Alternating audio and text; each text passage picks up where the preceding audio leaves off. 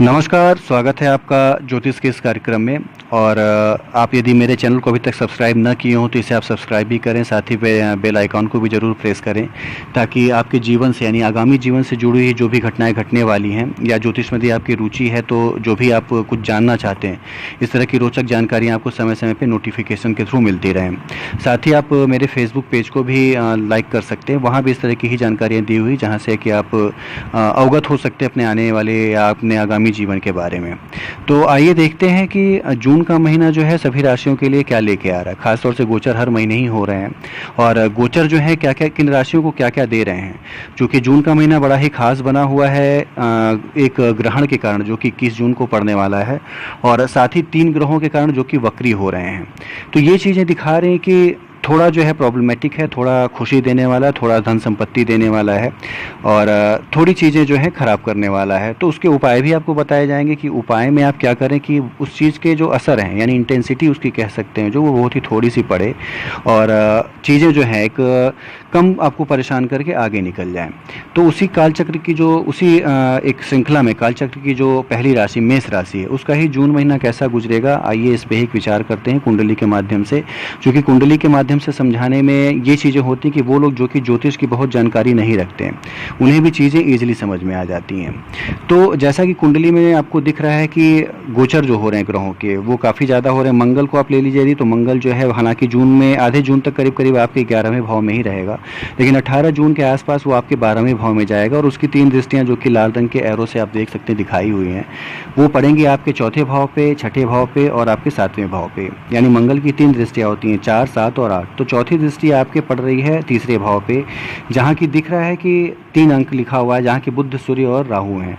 साथ ही उसकी जो 7वीं दृष्टि आपके छठे भाव पे और 8वीं दृष्टि आपके 7वें भाव पे। तो ये चीज़ें दिखा रही कि मंगल का एक जो परिवर्तन है आपके लिए कुछ अच्छी चीज़ें और कुछ खराब चीज़ें लेके आ रहा है। अच्छी चीज़ों में कह सकते हैं कि आपके पराक्रम में वृद्धि कर रहा है मंगल। साथ ही कह सकते हैं कि आपका यदि व्यापार है, बिजनेस है तो उसमें आपकी बढ़ोतरी दे रहा है। हालांकि अज्ञात व्यय करवा रहा है, यानी उसकी जब दृष्टि पड़ती है छठे भाव पे 7वीं दृष्टि, तो ये दिखाता है कि आपको रोग होने के, तबीयत खराब होने के या सीजनल बीमारियाँ होने की संभावनाएँ बढ़ जाती हैं। तो यहाँ पर ये दिखाता है। और साथ ही मंगल 12वें भाव में, तो ये दिखाता है कि बीमारी जनित व्यय कराने की संभावनाएं जो है मंगल बढ़ा देता है यहाँ पे। तो इन सब चीज़ों से आपको बचना है। और खासतौर से वो लोग, चूंकि मंगल जो है आपके लग्न का भी लॉर्ड है यानी आपकी राशि का भी लॉर्ड है 12th हाउस में, तो खर्चों को जरूर बढ़ाएगा मंगल इस समय। तो इससे आपको बच के रहना है, बीमारी से आपको बच के रहना है। साथ ही यदि आप डेली रूटीन अपनी फॉलो करते हैं तो फॉलो जरूर करिए, ताकि इस तरह की कष्ट जो फिजिकल प्रॉब्लम आपको है ये सारी चीज़ें आपको ना है। और मंगल जो होता है वो ब्लड से रिलेटेड प्रॉब्लम देता है, यानी ब्लड प्रेशर की प्रॉब्लम, हार्ट में थोड़ी कोई प्रॉब्लम, लिपिड की प्रॉब्लम कह सकते हैं आपकी, ये सारी चीज़ें देता है। तो यहाँ पे इनसे आपको बचना है। चौथी दृष्टि उसकी आपके तीसरे भाव पे है, जहाँ बुध, सूर्य, राहु हैं।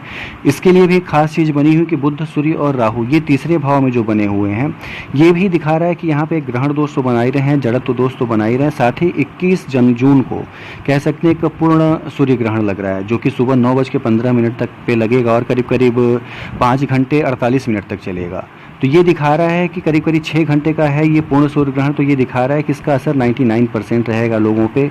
और इस सूर्य ग्रहण का असर जो होता है, जो पूर्ण सूर्य ग्रहण होते हैं, उनके असर करीब करीब अगले 3 महीनों तक रहते हैं। तो ये दिखा रहा है कि थोड़े विस्फोटक योग एक तरह से बन रहे हैं। खास तौर से देखा जाए तो ये महामारी तो कम करेगा, सूर्य का ये गोचर जो है महामारी को कम करेगा। यानी कोरोना वायरस से कह रहे थे थोड़ा बहुत आप, या जो थोड़ा एपिडेमिक चल रही थी चीज़ें, वो उसमें कमी आएंगी। लेकिन फिर भी आप कह सकते हैं कि विस्फोट का होना, ज्वालामुखी का फटना, गृह युद्ध होना या आपस में जातीय संघर्ष होना, एक देश का दूसरे देश के साथ युद्ध होना, ये सारी चीज़ें होने की संभावना अगले 3 महीनों में बढ़ जाती हैं। तो ये सूर्य ग्रहण जो है आप पे असर डालने जा रहा है। खासतौर से आपके तीसरे भाव में बन रहा है। तीसरा भाव जो होता है वो पराक्रम का भाव होता है, कह सकते हैं छोटे भाई बहनों का भाव होता है। और बहुत अच्छा भाव नहीं मानते, हालांकि पराक्रम का भाव मानते हैं लेकिन बहुत अच्छा भाव नहीं मानते हैं। तो इसे आप कह सकते हैं कि थोड़ा आपको संभल के रहना होगा, थोड़ा सावधान रहना होगा। मंगल की आप 8वीं दृष्टि देख रहे हैं, आपके 7वें भाव पे है, तो दाम्पत्य जीवन में थोड़ी परेशानी। साथ ही तीसरे भाव में ग्रहण दोषी दिखाता है कि आपके आपसी संबंध जो है लोगों से, यानी छोटे भाई बहनों से, या अपनी पत्नी है तो पति से और पति है तो पत्नी से, ये सारे संबंधों में थोड़ी दूरी बढ़ने की संभावनाएं बढ़ा रही हैं।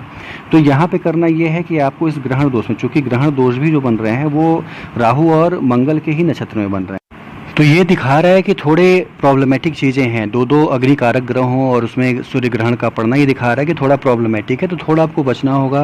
खास तौर से सूर्य की उपासना करना बड़ा ही श्रेयकर होगा, क्योंकि मेष राशि जो होता है उसमें सूर्य उच्च का माना जाता है और मेष राशि वालों के लिए बड़ा ही अच्छा फल लेके आता है। लेकिन यहाँ पे ग्रहण दोष बना, यानी आपके पंचम भाव का है स्वामी है और आपके अपनी राशि में उच्च का होता है, तो यहाँ इसको ग्रहण में फंस जाने का मतलब है थोड़ी बहुत आपके नेम में, फेम में, कह सकते हैं यश में कमी आने की संभावनाएं बनती हैं। तो इससे बचने का सीधा तरीका ये है कि आप सूर्य की उपासना करें और ख़ास तौर से सूर्य को यदि आप जल देते हैं लगातार तो बहुत अच्छा, नहीं देते तो देना शुरू करें आप। और उनका जो बीज मंत्र है ओम घृणी सूर्याय नमः, ये पढ़ना जो है बड़ा ही उचित होगा और लगातार यदि आप करते हैं पूरे जीवन पर्यंत करें तो बहुत ही अच्छा, सूर्य बड़ा ही मजबूत आपका बना रहेगा। लेकिन यदि खास तौर से ग्रहण का जो काल है इसमें करना, और ग्रहण का काल जो है खास तौर से लंबा चलेगा, सूतक जो है इसमें 12 घंटे का लगेगा, चूँकि पूर्ण सूर्य ग्रहण एक तरह से कह सकते हैं, तो ये 12 घंटे का सूतक होगा। तो इसमें आपको पूरे एकदम अपने आप पे संयम रख के कायदे से यदि रहते हैं आप और एक तरह से फास्ट रखते हैं, यदि आप कह लें, यदि आप स्वस्थ हैं तो एक फास्ट भी रख सकते हैं, अपने अन्न को और भोजन को आप कह सकते हैं बने हुए साफ़ सुथरा रख सकते हैं, तो इससे चीज़ें आपको थोड़ी अच्छी मिलेंगी, बहुत ज़्यादा परेशान आपको नहीं करेंगी चीज़ें और ग्रहण भी जो है वो निकल जाएगा। लेकिन मैं बार बार कह रहा हूँ कि सूर्य का जो ये एक असर है सूर्य ग्रहण का, ये अगले 3 महीनों तक रहेगा, तो इन 3 महीनों में बचने के लिए आपको सूर्य की उपासना अभी से शुरू कर देनी चाहिए, तो आपके नाम में या यश में कमी नहीं आएगी कह सकते हैं, या थोड़ी वो जो परेशानियाँ होने वाली हैं वो भी काफ़ी कम होकर गुजर जाएंगी। तो यहाँ पे आपको करना चाहिए। और ख़ास तौर से सूर्य का जो सुबह जो उठ के आप जल देते हैं उसमें निश्चित रूप से आपको गेहूं के कुछ दाने डाल के, क्योंकि सूर्य का अनाज जो होता है वो गेहूं ही होता है, न कि चावल होता है, कई लोग चावल डाल के भी देते हैं।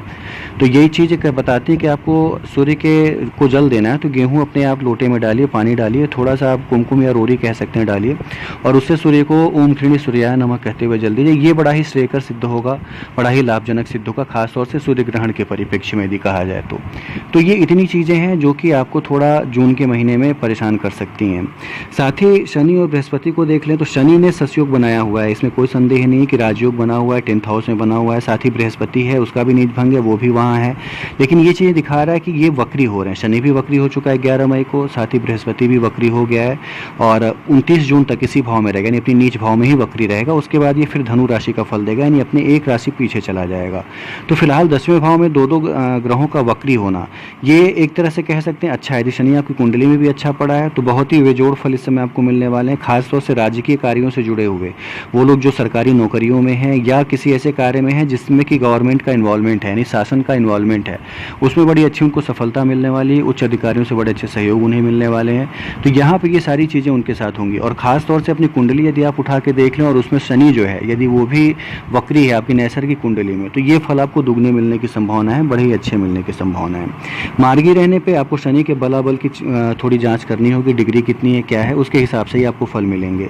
तो इस तरह के यदि क्वेश्चन आपके दिमाग में है तो आप नीचे दिए नंबरों पर संपर्क भी कर सकते हैं। आपको आपके कुंडली के बारे में यदि कोई जानकारी चाहिए, कुंडली बनवानी है या अपने जीवन से आगामी या अपने जो वर्तमान जीवन में कोई परेशानियाँ चल रही हैं तो इससे संबंधित जो भी आपके सवाल हैं उनके जवाब जो है आपको उचित रूप से दिए जाएंगे।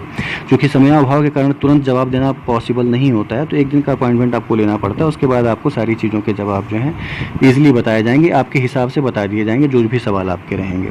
तो ये चीज़ें मैं इसीलिए बताता हूँ ताकि जो कि ज्योतिष कम जानते हैं या जिन्हें लगता है कि थोड़ी प्रॉब्लम है, जो कि ग्रहों और नक्षत्रों की पूजा पाठ से या अपने कर्म में सुधार से, अपने आचरण में सुधार से दूर किए जा सकते हैं, तो उसके लिए ही मैं वीडियो बनाता हूँ। वो सारी चीज़ें उनको चाहता हूँ कि मिले जो कि मेरी वीडियो को देखते हैं। तो इसीलिए मैंने कहा कि आप सब्सक्राइब भी करें इस चैनल को और बेल आइकन भी जरूर प्रेस करें ताकि उस तरह की नोटिफिकेशन आपको मिलती रहे। तो बात शनि और बृहस्पति की हो रही थी। शनि और बृहस्पति जो है आपको अच्छे फल देने जा रहे हैं यदि आपकी कुंडली में वक्री हैं तो, और नहीं है तो थोड़े मध्यम फल मिलेंगे शनि के डिग्री वाइज, उसके बलाबल के हिसाब से और किस भाव में है इसके हिसाब से। तो ये आपको देख लेना है। तो ये पूरा जून का महीना था, बहुत ज़्यादा परेशान करने वाला नहीं। हेल्थ वाइज आपको थोड़ा सावधान रहना चाहिए, अपने आप को रखना चाहिए और बाकी कोई समस्या आपकी कुंडली में इस तरह की नहीं दिख रही है जो कि जून में बहुत परेशान करे। आगे बढ़ने के पूरे योग हैं, धन कमाने के पूरे योग हैं, परिवार का पूरा सहयोग मिलेगा। खास तौर से यदि आप अपनी वाणी पर नियंत्रण रखें और सूर्य ग्रहण के समय यदि जो मैंने उपाय बताए उसको आप करते रहते हैं तो पारिवारिक जीवन भी सुखद होगा, परिवार का पूरा सहयोग मिलेगा। नौकरी पेशा लोगों को मैंने बताया कि तरक्की की संभावनाएं बढ़ जाती हैं, काम की बल्कि अधिकता रहेगी। लॉकडाउन के बाद जो एक पीरियड अब शुरू हुआ है, इसमें काम की अधिकता भी आपके पास आएगी। शनि अच्छे खासे कार्य आपसे कराएगा दौड़ा के, यानी शनि का कार्य है कि आपको थोड़ा दौड़ाना और उसके बाद आपको सारी चीज़ें देना। तो ये स्थिति आपके लिए बन रही है खासतौर से इस जून के महीने में। पूजा पाठ जो करनी, मैंने सूर्य के लिए उपासना बता दी कि आप सूर्य के लिए क्या पूजा करें। वो सभी लोग जो सूर्य के नीच होने से या शत्रु क्षेत्रीय होने से पीड़ित हैं, वो सारी चीज़ें करें, अच्छे संभावनाएं आगे बढ़ने की।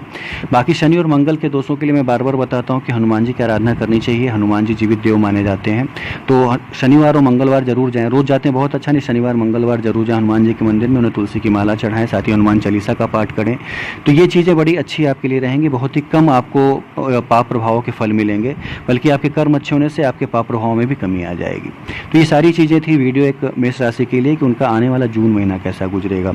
यदि आपको वीडियो अच्छी लगी तो आप लाइक और शेयर भी करें। साथ ही अपने सवाल हैं तो नीचे दिए नंबरों पर आप पूछ सकते हैं, उचित समय पर आपको उसके उत्तर दिए जाएंगे। धन्यवाद।